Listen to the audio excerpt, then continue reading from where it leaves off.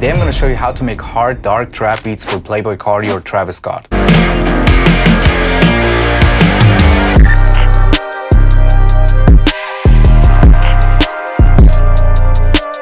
Before you're gonna ask which synth I used for this whole beat, I can tell you that for 90% I used the Sector synth by Initial Audio. Very underrated with a lot of great sounds. I started with some simple chords, and what I did here additionally is I played with a pitch wheel to kind of give it a trippy vibe. I cut out some lows and some highs to get the telephone effect, did some compression, and run it through some tape emulation for some vintage vibes.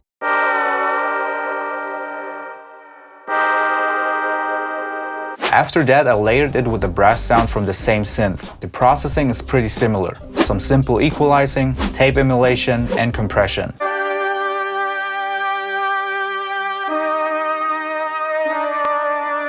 And of course, we need a super dark bass on top to get those super villain vibes. This bass had a lot of low end, so what I did, I've controlled the low end with a multi-band compressor. But at the same time, I tried to boost the low mids with an EQ and compression. I did this so it's more hearable on smaller speakers like on phone speakers.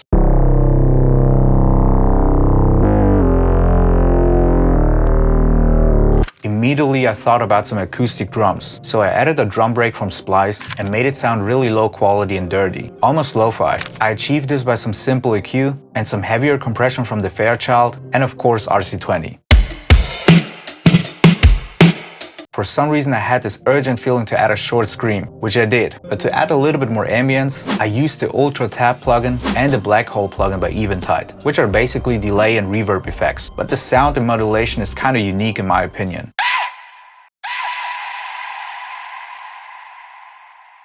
To get a better transition between the different parts, I used some effect sounds from the synth and some risers. In the second part of the intro, I recorded some power chords on my electric guitar. Processing of the guitar, all I can tell you is the more distortion, the better. Besides of that, of course, I did some simple EQ, and I also used this plugin called Spiff by OX Sound to boost the transients.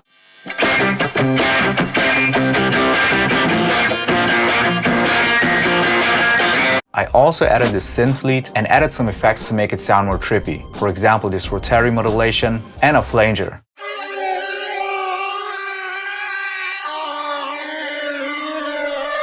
Now let's go to the beat drop. I've added here an ARP synth to get a faster bounce, because everything still felt kind of slow. I did some EQ and compression and added one of my favorite plugins, which is the Harmonizer H910 by Eventide. It's kind of hard to explain what it exactly does, but I can definitely recommend this one if you really want to manipulate your melodies or samples.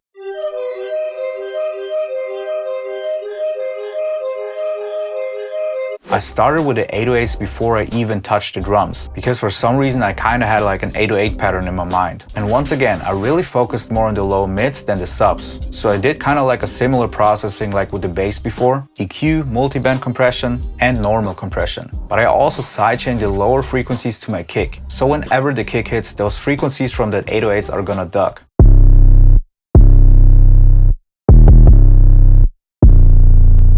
The drums are kind of simple and just following the bounce of the 808. I've added some hi-hat rolls here and there, and probably the coolest part about it are the little effect sounds in between. I've also added some drum fills to get a better transition between hook and verse. And after some basic arrangement, that is the whole beat. I'm gonna play you now the final result, and if you enjoyed this video, I would really be super thankful if you leave a subscribe and also let me know in the comments which type of beat should I do next. Let's go!